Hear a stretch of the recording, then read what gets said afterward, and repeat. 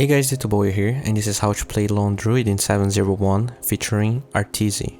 As most of you guys know, Lone Druid changed as a hero now that the talents were introduced. It's all about using the extra attack range and the damage talent at level 10 and level 15. That combined with Dragonlance allows you to attack from very far away, and unlike Sniper though, the bear allows you to have constant vision of where you want to attack without relying on cooldowns like Shrapnel. That's not even counting the control you get from Entangle and Savage Roar, and the fact that Lone Druid is way better in lane than Sniper is. He can be kinda weak in the early levels, but in 1 vs 1 matchups he can get way more less hits and denies than Sniper, because of the superior damage you get from the bear. But anyways, this is not a comparison between Sniper and Lone Druid, let's move forward. As soon as Arteezy buys his items, we already see a decent change between item builds. Usually, you would always get Stout Shield first for your bear, and he was the main star. With LD being more about your hero now, Aquila is very decent on him. The mana regen helps you spam Rabbit while farming, fighting and moving around, and with all that extra attack speed, the raw damage is not to be underestimated. Arteezy makes very good use of the bear during the level 1 to level 3 period, right-clicking center a lot. He ends up misplaying a little bit in the end and he takes a fair bit of damage, but to quote Bulldog on this one, back in the old days when the hero was very different than now, Bulldog's call was getting level 2 in bear at level 3 unless he took a lot of damage, suggesting you to get level 2 in other skill if he was still healthy. Skill build. Pretty basic. Level 1, always bear, and then you max synergy. You should always max bear first, even at 7. And if your lane is doing well and your bear takes no damage during laning phase, if you're level 3, hit level 3 and your bear is taking no damage, you skill level 2 synergy for easier last hit. If your bear is taking damage and you're gonna have to resummon it very soon, you skill level 3 the bear. Since your bear will take a lot of damage in the early levels anyway, since he doesn't have Stealth Shield, because you're a shitty pet owner, you're better off using it aggressively and recasting it at level 3. Especially because the extra attack speed when you're level 3 is pretty much useless. This is exclusively to relatively calm lanes. The enemy team has a jungle Enigma, so it's not like putting bear on cooldown now is so risky. You might be questioning why he has Herb of Venom on the bear and Blightstone on him. I feel like he really wants to have the Bloodstone minus armor even when the bear dies to push and less hit better, while Orb of Venom is underwhelming on a ranged hero, so it makes sense to distribute the items like this. As the laning phase progresses, we can see even more differences in items. Before, you would always farm non-stop after the laning phase, using Midas and ramping up your farm to get your Radiance in a good timing. That combined with you being tanky with your ult, made ganking and shutting you down pretty hard. But you might be wondering, the hero didn't change in that aspect, why stop going Radiance then? Well, having less jungle respawns, stronger ancients, very easy to gank jungle, and talents that don't really synergize very well with the old Lone Druid make a big difference. People really underestimate how aligning your hero with the new talents make a difference. Get Veil Ember Spirit or Blade Mail Cop for instance, and even the Vanguard into maxing Dispersion Spectre from Miracle, and don't worry, I will make a video about it.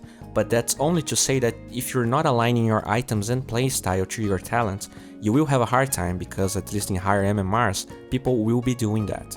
I mean, you could get 250 health and go Radiance, but besides helping you when you get ganked or in surviving fights, that HP doesn't help you farm faster, push easier or anything like that. And as of now, pretty much every defensive talent seems to be underwhelming in comparison to stuff like more move speed, damage amplification, extra damage, etc. While with this build, you can start pushing towers from very far away after level 10, even before having your Dragonlance.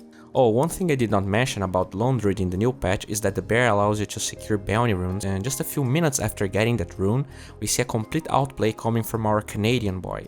He was harassing Centaur and forcing the tower when CM goes on him. A lot of stuff goes into him being able to run from this, while at the same time killing Centaur later on. It's close to 7 minutes into the game, Centaur did not lift the lane too much, yet he is not level 6, while Batrider is.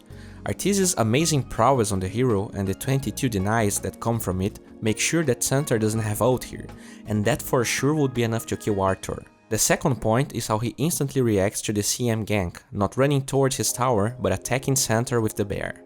That is the follow-up that can kill him later.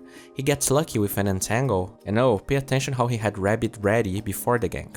Arteezy's build is slightly greedy. Bulldog for instance gets a level of Savage Roar at level 6 before maxing Rabbit, so if you don't have a level of the skill, you need to be aware that when you play aggressive like that, the downtime of the skill is a timing window for the enemies to kill you. Anyways, he pops the skill only when he gets ganked, and even when slowed by CM, he has 370 MS. That extra attack speed also helps him entangling Centaur. He only uses Salve after going to the fog, and pretty much no one can chase him when he has so much move speed. Well, Invoker does show up, and look how he uses Nighttime to perfection. Invoker probably gives up on chasing him, and Centaur decides that it's a good idea to attack the bear. Arteezy activates Rabbit again, and he easily kills Centaur. Oh, one thing that I forgot to mention is that he does not get ult at level 6. Until the 10-minute mark, for example, pretty much no hero can gap close when you have the bear to protect you, meaning that the extra HP and armor from ult is not really that necessary. You're better off just right-clicking whoever tries to go on you. This game in particular has the exception of Centaur, but pay attention how they decide to push as soon as Centaur ult got committed. As they push the tier 1 bottom, pay attention how easy they control that Centaur since Arteezy got a lucky entangle.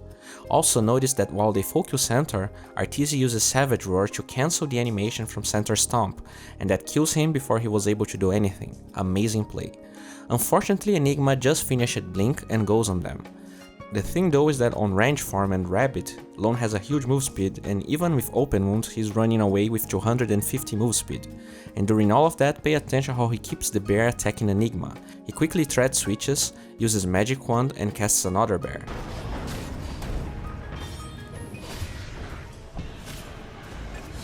That chases Centaur and Lifestealer to the ends of the earth. He does get greedy in the end though. After killing Lifestealer, he could easily TP in the fog after dodging Tornado, but he decides to go for one more kill and he ends up dead.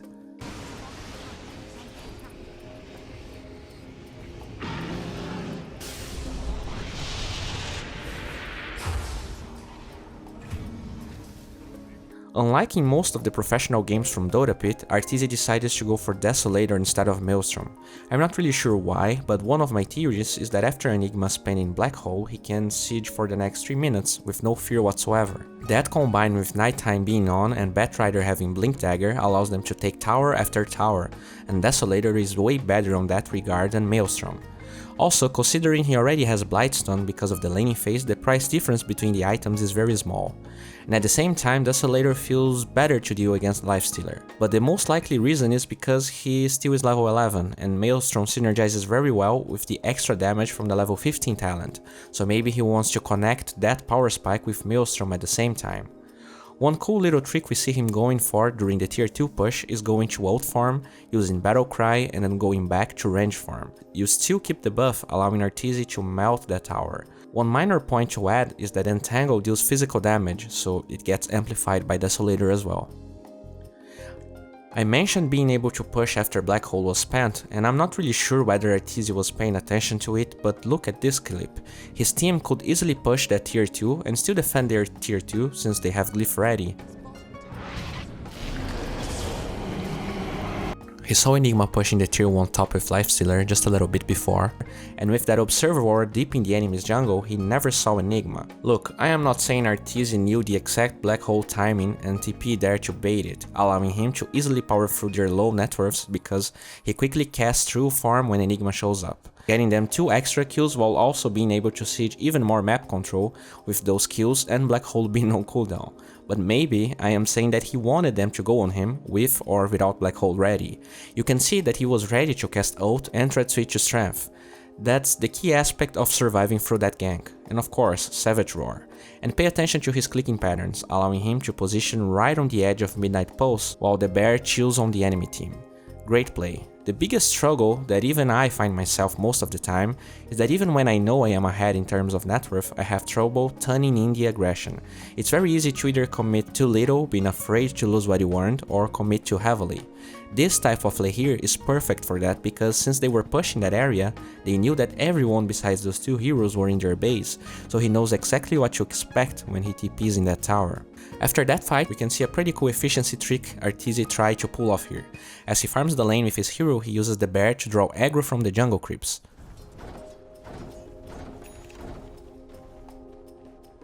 As Arteezy pushes the top lane, he sees that the invisible Ember gets spotted and wastes the Remnant, so he goes for the tier 2 instead.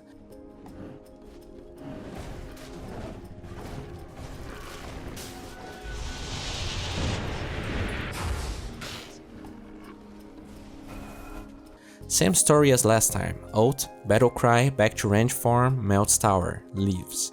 He goes bottom and somehow the Radiant team engages Dire again, allowing Arteezy to go for another tier 2 tower. Since he resummoned his bear after the other tower, I really like him taking the aggro out of the bear to keep sieging. After all of that, Arteezy goes for one shrine and that ancient stack. He still doesn't have another resummon, so he just sends his bear back to base while he finishes the creeps alone.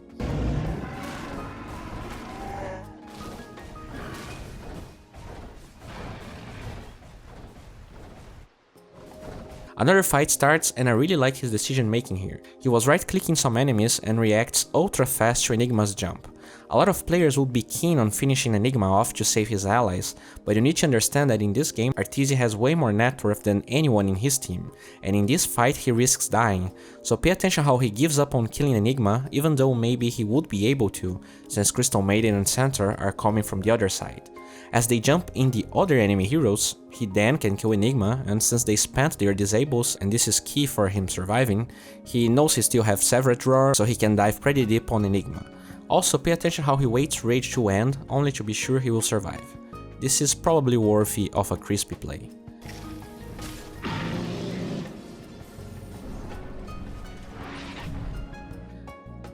They end up getting Aegis, going for high ground, and everything was Gucci. CM gets picked off, but Batrider and Ember end up being very greedy in that jump.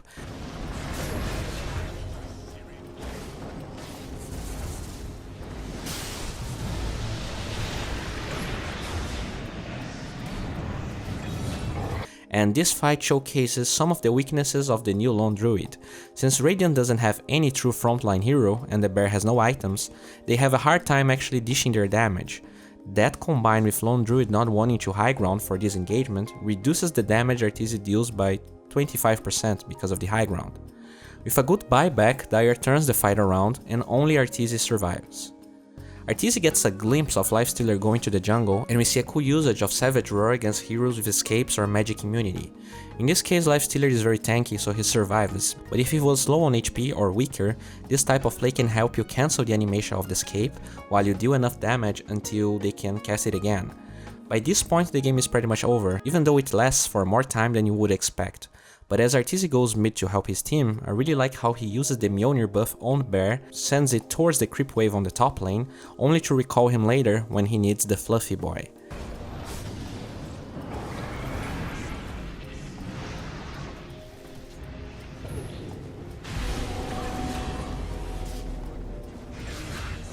As they push, I can't praise Arteezy enough. He uses Battle Cry and goes back to range farm, dodges Meteor with the bear, while he sends him back with either a TP or travels, I can see it, but he ends up falling. Savage Roar has a 325 radius, which is way bigger than it seems in the animation, but since Lifestealer stopped to cast open wounds, he wastes the skill and he loses Aegis, and Dire follows it up with a good black hole. And this all goes back to the frontliner part I talked about. There are some builds focused on Sanjian, Yasha and Skadi, and they can help in the kiting department, but they also don't provide as much DPS as this build.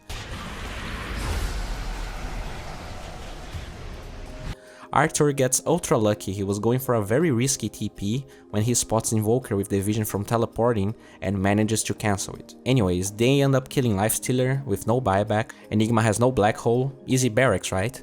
Not exactly. I feel like a sniper with the same items Arteezy went for is scarier in a game like this because he has an inbuilt way of slowing other enemies, allowing him to isolate heroes and kill them. That's not the case until Arteezy has a Skadi, and they only take ranged barracks and a tier 3 top.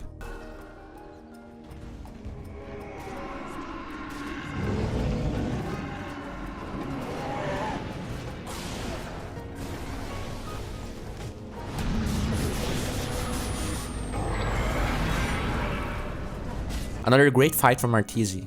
Bane and Ember die at top, so Dire try to invade their jungle. As Arteezy runs away from Invoker and Enigma, he does two key things. He saw Enigma using Blink, meaning that with Savage Roar he can't follow up later. He left the bear outside of Ice Wall, right-clicking Invoker. As he runs away, and since no one bothered to attack the bear, he recalls him, another fight starts in the high ground, and pay attention to his clicking patterns. Very short clicks. And when it feels like Dire is going to turn it around with Lifestealer, it's a pretty nice idea to use the shrines. He roots Lifestealer, and with another great aggressive Savage Roar, they get the kill.